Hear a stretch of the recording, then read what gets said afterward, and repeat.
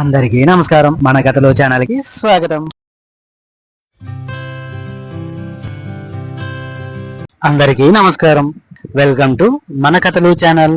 మన యొక్క ఈ ఛానల్లో పెద్దలు పిల్లలకి చెప్పడానికి ఉపయోగపడే వ్యక్తిత్వ వికాస మరియు మనోవికాస కథలు, పిల్లల చతురతకు ఉపయోగపడేటటువంటి తెనాల రామలింగడి కథలు మరియు అక్బర్ బీర్బల్ కథలు, అదేవిధంగా నీతి కథలు మొదలైనవి మన ఛానల్ ద్వారా వీడియోల రూపంలో అందించబడను. మీ యొక్క ఆదరాభిమానాన్ని సబ్స్క్రైబ్ అండ్ లైక్ రూపంలో మా ఛానల్ పై చూపించగలరు.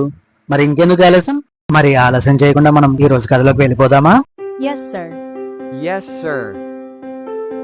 ఈ రోజు మనం చెప్పుకోబోయే కథ తాతాచార్యులపై స్వారీ చేసినటువంటి తెనాలి రామకృష్ణుడు. రాయల ఆస్థానంలో తాతాచార్యులు రాయల వారికి రాజగురువుగా ఉండేవారు.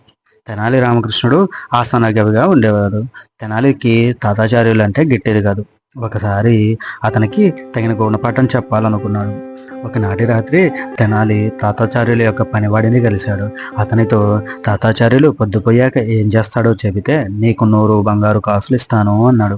అతని పనివాడైనటువంటి భద్రుడికి ఆశ పుట్టింది. ఆయన ద్రాక్షసారా తాగడానికి తన స్నేహితుడింటికి వెళతాడు అన్నాడు. తెనాలి తాతాచార్యుల దగ్గరికి వెళ్ళి నువ్వు పొద్దుపోయాక ఎక్కడికి వెళ్తావో నాకు తెలుసు అన్నాడు. తాతాచార్యులు ఆశ్చర్యపడి ఏం తెలుసు నీకు అన్నాడు. తెనాలి పొద్దుపోయాక నువ్వు నీ మిత్రుడింటికి వెళ్ళి ద్రాక్షసారా తాగుతావు. ఈ విషయం రాజుకు చెబుతాను అన్నాడు.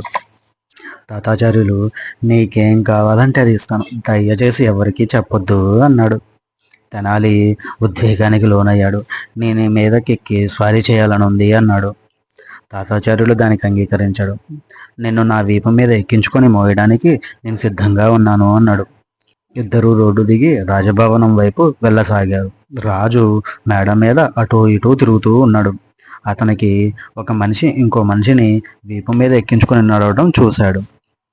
భటులను పిలిచి మీరు వెళ్ళి సాటి మనిషి మీద ఎక్కి స్వారీ చేస్తున్న ఆ దుష్టుని తీసుకురండి అన్నాడు.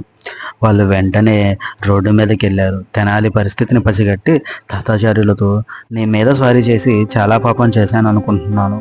దానికి ప్రతిఫలంగా నిన్ను నా వీపు మీద ఎక్కించుకొని మోస్తాను అన్నాడు. తాతాచార్యులు దానికి ఆమోదించాడు. ఇప్పుడు తాతాచార్యులు తెనాలి వీపు మీద ఎక్కి స్వారీ చేస్తున్నారు. వాళ్ళు 2 అడుగులు వేశారో లేదో రాజుభటులు వచ్చి తాతాచార్యులను పట్టుకుని చిత్తక బాధటం మొదలుపెట్టారు. తెనాలి సంతోషాన్ని పట్టలేకపోయాడు. ఎందుకు ఆయన కొడుతున్నారు, నేను రాయలకు ఫిర్యాదు చేస్తాను అన్నాడు లోపల నవ్వుకుంటూ భటులతో. వాళ్ళు రామకృష్ణ ఇది ప్రభువుల వారి ఆజ్ఞ, నువ్వు దగ్గరికి రాకు అన్నారు ఆ రాజభటులు. తర్వాత అందరూ రాయల దగ్గరికి వెళ్ళారు. తన రాజగురువు దెబ్బలు తినడం చూసి రాజుగారికి చాలా కోపం వచ్చింది. మూర్ఖులారా, రాజగురువుని ఎందుకురా కొట్టారు? ఈ నేరం చేసినందుకు మీకు శిక్ష తప్పదు అన్నాడు. దానికి భటులు ఓ ప్రభు, తాతాచార్యుల వారు తెనాలి వీపు మీద వెక్కి స్వారీ చేస్తున్నారు.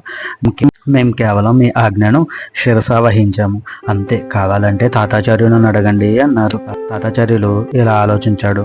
అమ్మో, తెనాలి జరిగిందంతా చెబుతాడేమో అనుకుని వెంటనే ప్రభు వాళ్ళు చెప్పింది నిజమే, నేను తెనాలి వీపు మీద ఎక్కి స్వారీ చేస్తున్నాను అన్నాడు. దానికి రాజు ఆచార్యవర్య, మిమ్మల్ని బాధపెట్టినందుకు విచారిస్తున్నాను అన్నాడు. ఇదంతా చూస్తున్నటువంటి తెనాలి రామకృష్ణుడు తాతాచార్యులు లాంటి దుష్టుడికి తగిన గుణపాఠం చెప్పినందుకు లోపల సంతోషించాడు. ఇది ఈ రోజు కథ. ఇలాంటి మరిన్ని కథలతో మళ్ళీ మేము ముందుకు వస్తాను. మా యొక్క ఈ కథల ఛానల్ మీకు నచ్చినట్లయితే లైక్ చేయండి, షేర్ చేయండి, సబ్స్క్రైబ్ చేయండి. అదేవిధంగా మీలా మరో 4 మన ఛానల్ని సబ్స్క్రైబ్ చేయించండి. ధన్యవాదాలు. ఉంటాను మరి.